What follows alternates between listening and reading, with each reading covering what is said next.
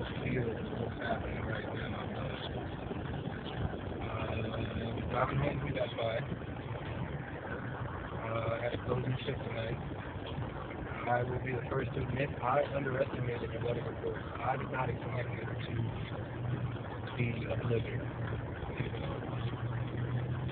So I didn't drive in the storm of 96. I was in high school and I would take the bus wherever I would go in New York. But if this continues overnight at the rate it's going, this will definitely rival the storm of 96. So I just wanted to document this on my way home.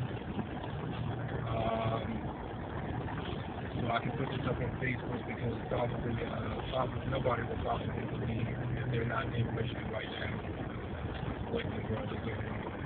Cars over there, dealership.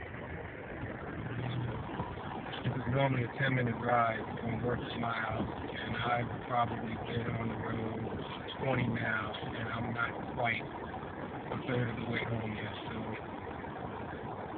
just wanted to make a note.